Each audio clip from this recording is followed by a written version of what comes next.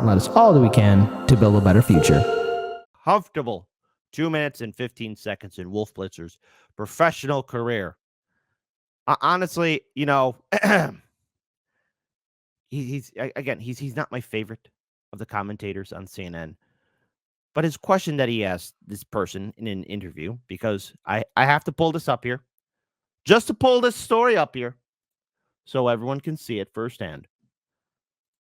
Gaza refugee camp devastated. Israeli ground troops battle Hamas militants. And Wolf Blitzer asked this person, "You knew that there were innocent civilians in a refugee camp, right?" The IDF spokesperson says, "This is the tragedy of war. We told them to move south. But how can they move anywhere or go anywhere in a city that's bombarded, borders that are closed up? Everywhere's getting bombed, hospitals, schools, refugee camps." Let's pull up this video.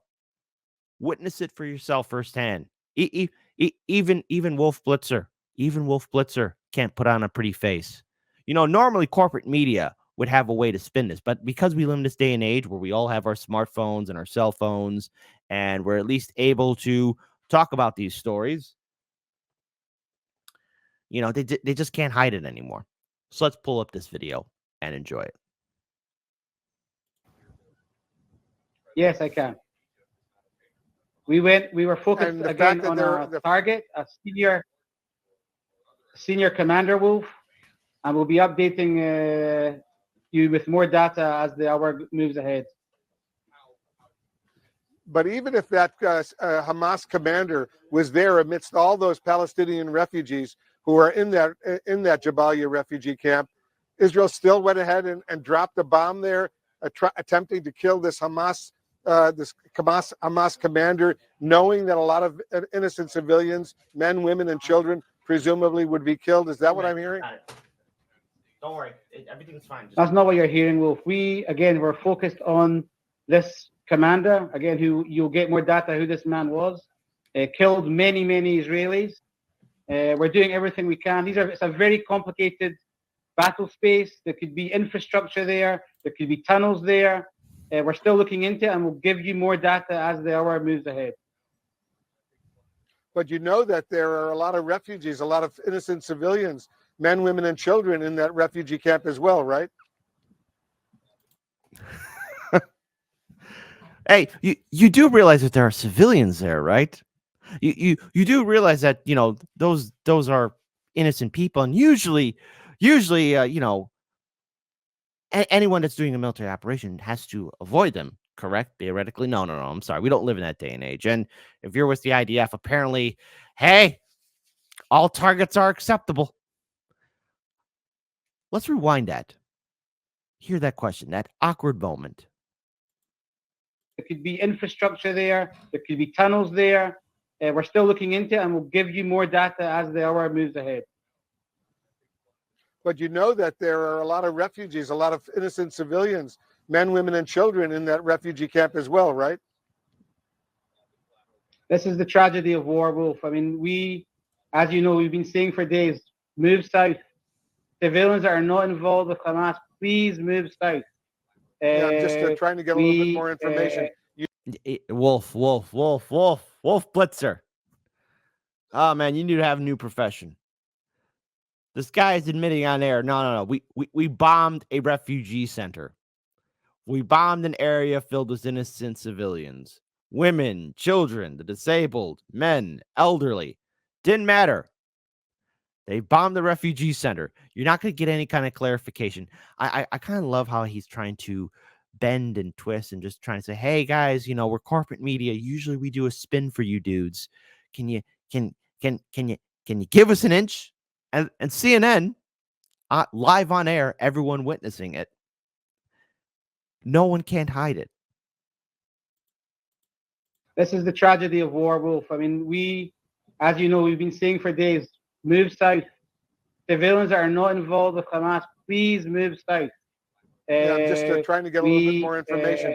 You knew there were civilians there. You knew there were refugees, all sorts of refugees, but you decided to still drop a bomb on that refugee camp, attempting to kill the Hamas commander. By the way, was he killed? I can't confirm yet. There'll be more updated. Yes, we know that he was killed. About So they can neither confirm nor deny that he was killed. For one person, a whole refugee center bombed. What kind of seeds of destruction did Israel place with the destruction of that refugee center? How many people's lives have forever been scarred, destroyed because of this incident? Because of these numerous incidents where hospitals, schools, public buildings, everywhere is being destroyed. We're seeing an absolute destruction and a genocide taking place. the civilians there, we're doing everything we can to minimize. I'll say it again. Sadly, they are hiding themselves within civilian population. And again, we are doing this stage by stage, and we're going to go after every one of these terrorists who was involved in that heinous attack on the 7th of October. Wolf. Just look at Wolf Blitzer's face right there.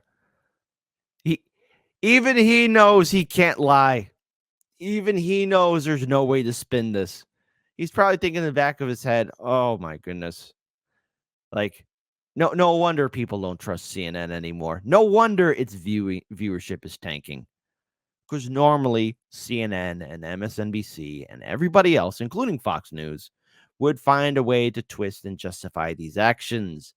But because everyone has a smartphone, because everyone has a computer, because right now people are witnessing the absolute destruction and terror taking place, the imagery from Gaza is downright brutal. It's horrific for anyone to see. No one can deny it. Not our politicians, not corporate media. They'll try. Let's check that out one more time. Just you'll see the regret just hitting Wolf Blitzer's face. We're doing everything we can to minimize. I'll say it again. Sadly, they are hiding themselves within civilian population. And again, we are doing this stage by stage, and we're going to go after every one of these terrorists who was involved in that heinous attack on the 7th of October. Wolf. Lieutenant Colonel, I'm having trouble hearing you, but let me move on. I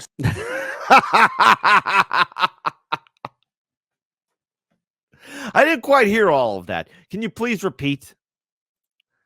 Here, article from Politico. Gaza Strip, a flurry of Israel airstrikes Tuesday on a refugee camp near Gaza City. Level apartment buildings, leaving craters where they once stood as ground troops battle Hamas militants across northern Gaza and attacked underground compounds. Buoyed by their first successful rescue by the captive held by Hamas, Prime Minister Benjamin Netanyahu rejected calls for a ceasefire and again vowed to crush Hamas' ability to govern Gaza or threaten Israel following its bloody October 7th rampage, which ignited the war. Several 100,000 Palestinians remain in the northern part of Gaza, where Israel troops and tanks reportedly have advanced on several sides of Gaza City, the sprawling urban center. In the Jalalabad refugee camp on Gaza City's outskirts, at least 6 airstrikes destroyed a number of apartment blocks in a residential area. The Hamas-run Interior Ministry said it reported a large number of casualties, but did not immediately provide details. Footage of seen from Al Jazeera TV showed at least 4 large craters where buildings once stood. Amid a large swathe of rubble surrounded by partially collapsed structures, dozens of rescue workers and bystanders dug through the wreckage, searching for survivors beneath the pancaked buildings. A group of young men pulled 2 children from the upper floors of a damaged apartment block, cradling them as they climbed down. More than half of the territory's 2.3 million Palestinians have fled their homes, with hundreds of thousands sheltering in packed UN-run schools, turned shelters, or in hospitals, alongside thousands of wounded patients. Israeli strikes have hit closer to several northern hospitals in recent days, alarming medics. Thousands of people broke into its aid warehouses over the weekend to take food, as supplies of basic goods have dwindled because of the Israeli siege. There's been no electricity in Gaza for weeks, and Israel has barred the entry of fuel needed to power emergency generators for hospitals and homes. So what does that mean? What does that mean? This is from RT, just to trigger the liberals. Gaza, now a graveyard for children. The UN Children's Fund, UNICEF, has reiterated its call for a humanitarian ceasefire, which is not going to happen because our politicians lack a backbone. And of course, corporate media will be covering it, talking about a ceasefire. But won't hold the politicians' feet to the fire, of course, in the Israel-Hamas war, saying the conflict is killing thousands of kids in Gaza and putting many more at risk from the violence and water crisis. Gaza has become a graveyard for thousands of children, UNICEF spokesman James Elder told reporters on Tuesday in Geneva. It's a living hell for everyone else. He noted that more than 3,450 children in Palestine, in the Palestinian enclave, have been already killed, and the death toll rises significantly every day. Elder made his comments as Israel escalated its ground offense in Gaza in response to the Hamas terrorist attacks that killed an estimated 1,400 people on October 7th. Gaza's water system also has been crippled by the conflict, contributing to an overall death toll of more than 8,000 in the territory. The threats to children go beyond bombs and mortars, Elder said. He added that Gaza's water production capacity has been cut to 5% of its normal level, putting more than 1 million children at risk of dying from dehydration. Many children have been sickened by drinking salty water out of desperation. All right. All right. So many children are being exterminated. So many children are being put to the chopping block because of this need for vengeance. We're supposed to be better. We're supposed to be this advanced society, but yet anytime a person is calling for peace, calling for a ceasefire, calling for people to become better than our basic actions of wanted destruction, everybody's now seeing just how far Benjamin Netanyahu is willing to go to get full control over the territories of Gaza and eventually the West Bank. There will be no peace. There will be ongoing destruction, and our politicians will not call for peace. Biden won't do it. Kamala Harris won't do it. You think Bernie Sanders, Fetterman, AOC, any... Now, of course, to be clear here, to be fair here, the squad did choose not to support or stand with the House Resolution 771. But how much further are they willing to go? Are they willing to stand in solidarity with the protesters that are happening? I don't see any of these politicians doing that. Because if Bernie Sanders is going to ignore 300 of his former staffers who sent a letter to him asking him, "Hey, can you support a ceasefire? Can you do a similar resolution? Can you do what their other House representatives, at least AOC, are trying to do?" Bernie Sanders is ignoring them. Any kind of real effective push for a ceasefire is being blocked at every opportunity. Elder noted that even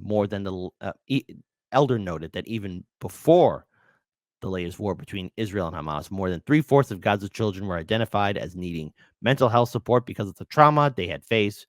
When the fighting stops, the cost of children and their communities will be borne out for generations to come. With Gaza's children living through a nightmare, the UNICEF spokesman said Israel must end its siege of the territory. That won't happen anytime soon. He called for all access crossings into Gaza to be open. Israel purposely shut them down, allowing for the safe passage of food, water, fuel, medical supplies, and other humanitarian aid. If there is no ceasefire, no water, no medicine, no release, no abduction of children, then we hurtle toward even greater horrors afflicting innocent children. Israel's government has blasted the UN, arguing that the body has not sufficiently condemned the atrocities committed by Hamas on October 7th. But at least according to Israel, two wrongs make a right.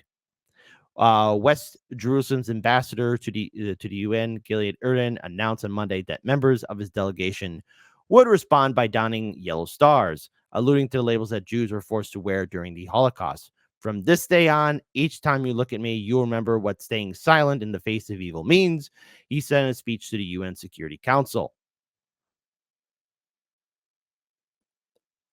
That kind of action right there, by putting on that show, especially in the UN, is utter hypocrisy. How can the world stay silent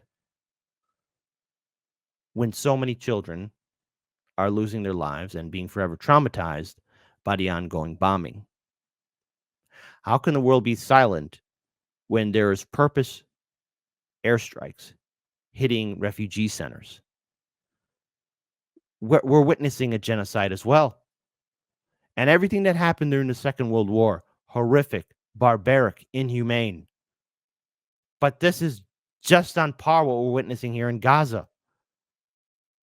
This is not right. And the actions of this government in Israel is forever going to stay with us. Because, as I've said before, the United States, we have perfected corruption. We have unchecked money in U.S. politics. And we have to get money out of politics. And Israel has a strong lobby influence in American politics. Just like big oil, just like big pharma, just like the military-industrial complex. Israel has the money to spend lobby groups to have politicians, both Democrats and Republicans, to be in full support of Israel. And now, because of this money, because of unchecked corruption, you have politicians who will not call for a ceasefire. People are calling for it. Worldwide, people are calling for it. But it's falling on deaf ears.